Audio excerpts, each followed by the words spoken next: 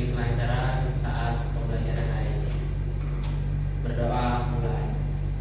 Berdoa selesai.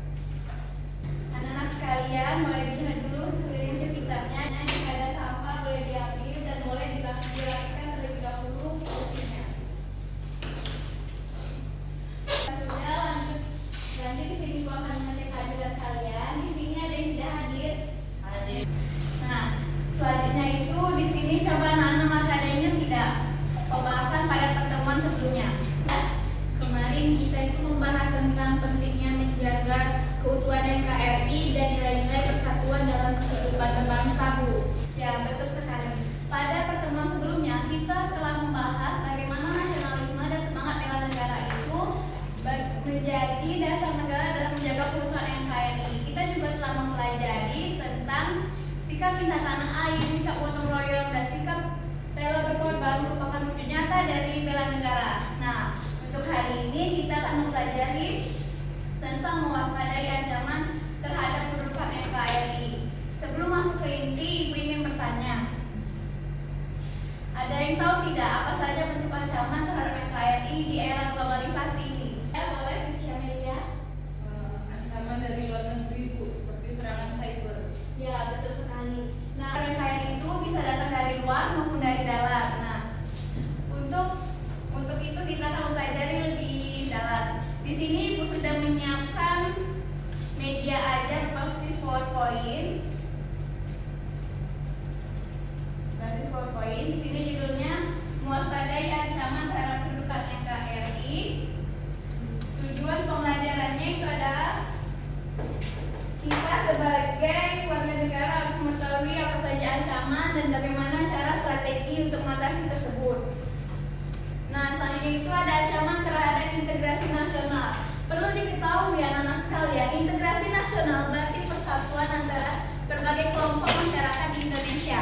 Nah, di sini persatuan itu adalah untuk maju bersama dan hidup rukun. Jika persatuan ini terancam di bidang ideologi politik, ekonomi, sosial budaya, dan pertahanan keamanan, maka di situ akan menurunkan ketahanan nasional. Dan juga kita sebagai warga negara harus berpegang teguh nilai-nilai Pancasila. Dan selanjutnya itu ada ancaman di bidang ideologi. Ancaman di bidang ideologi ini bisa seperti paham komunisme, liberalisme, dan kapitalisme.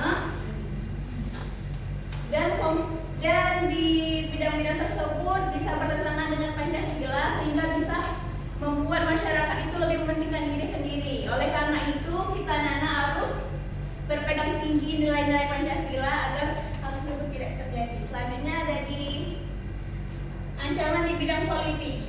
Ancaman di bidang politik ini anak-anak sekalian bisa dari luar maupun dari dalam. Nah, kalau dari luar itu bisa seperti tekanan dari negara lain, dan jika dari dalam itu seperti separatisme, teroris, dan demo anarkis. Nah, hal itu bisa mengganggu stabilitas pemerintahan. Oleh karena itu, kita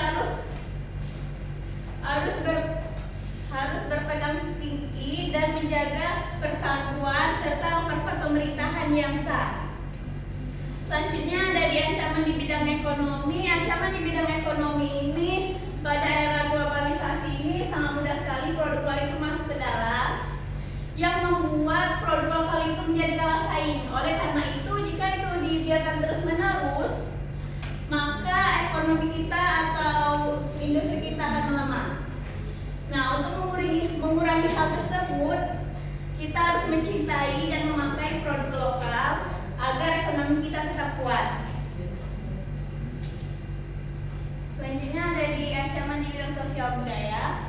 Ancaman di bidang sosial budaya ini anak-anak sekalian, mudah sekali budaya asing itu masuk melalui media sosial, dan kita sebagai masyarakat yang menggunakan media sosial itu harus memilih budaya mana yang baik yang masuk itu agar tidak terikut yang buruknya.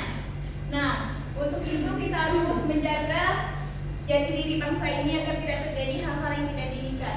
Selanjutnya itu ada ancaman di bidang pertahanan dan keamanan. Nah, kalau di pertahanan itu bisa seperti perang, teroris, dan pemberontakan seperti gerakan 30 SPKI yang bisa membuat kedaulatan negara itu terganggu. Nah, jika tadi ada ancaman, maka ada strategi. Di sini ada strategi mengatasi ideologi dan politik. Kita anak sekalian perlu menegakkan demokrasi Pancasila tersebut, dan kita juga perlu membantu atau membangun pemerintahan yang jujur dan taat pada hukum. Selanjutnya itu ada di strategi mengatasi ancaman ekonomi. Strategi mengatasi ancaman ekonomi anak sekalian, kita bisa memperkuat perekonomian rakyat itu melalui pertanian, perikanan, dan industri lokal. Kita juga perlu mengurangi ketergantungan pada ekonomi luar negeri agar kesejahteraan masyarakat itu semakin merata. Selanjutnya ada di strategi mengatasi ancaman di bidang sosial.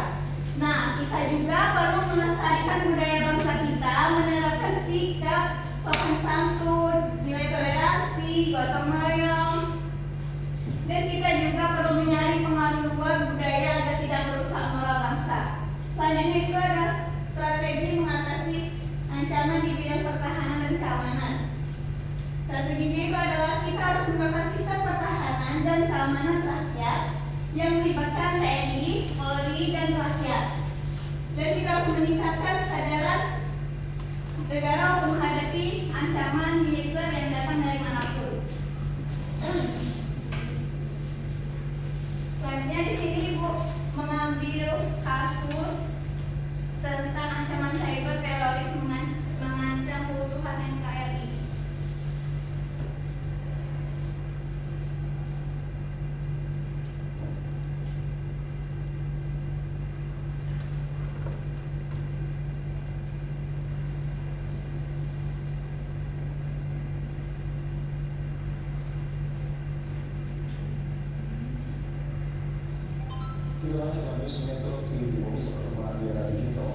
Boleh ditonton anak sekalian, karena ini nanti akan Ibu beri lembar kerja dan pertanyaan itu berasal dari kasus ini. Hal ini sampai LT Info itu ada transaksi biasa saja dan bernilai miliaran rupiah yang diduga justru untuk mendanai kelompok teroris di Jawa Timur. Mahfud MD juga ketua tim penyelesaian PPAT tidak melacak temuan rupiah ini, tapi barang yang dibeli tidak pernah ada dan data justru digunakan untuk melakukan bom. Ancaman cyber teroris dikatakan Mahfud MD dapat mengancam ketua NKRI, teroris memanfaatkan teknologi digital, juga bagi kelompok mereka dalam akses alam baru untuk melacakkan serangan bahkan pada anggota lain.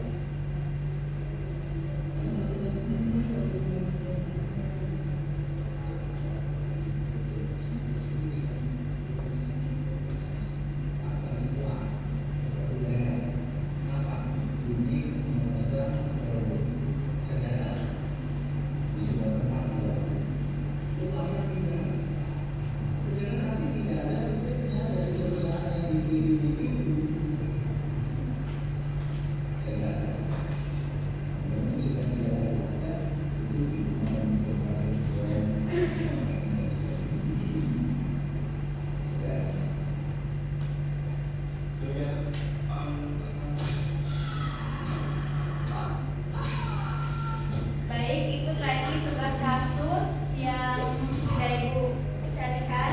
Dan di sini Ibu ada 2 lembar kerja, yang mana Ibu nanti membagi kalian menjadi 2 kelompok besar. Di sini ada pertanyaan dan ada tempat scan video kasus. Jika kalian tadi masih ingin menonton, boleh scan di sini. Di sini ada pertanyaan, boleh kalian jawab. Ini kelompok 1. Ini kelompok 2.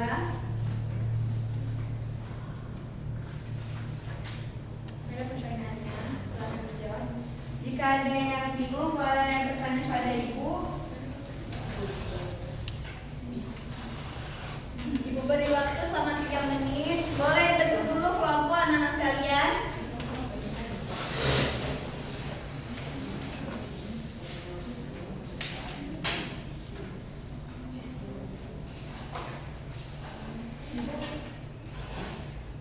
Ya. Nanti jawabannya maju ke depan atau maju?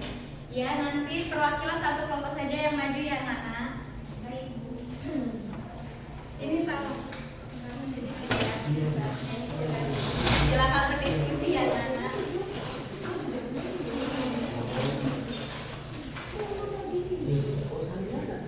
Ini tolong berdiskusi ya. Jawabannya ini berkelompok. Bu, nomor 2 ya. Tidak kesulitan.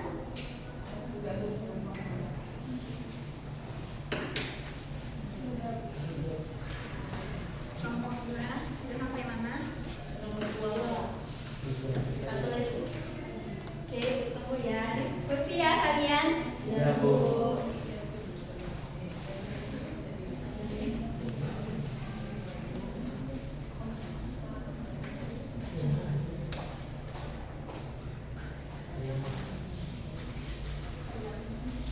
Sudah.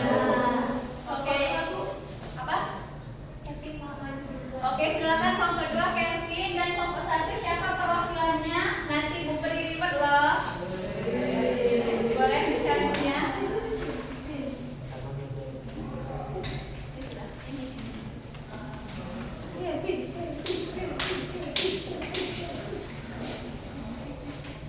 Di sini Kevin.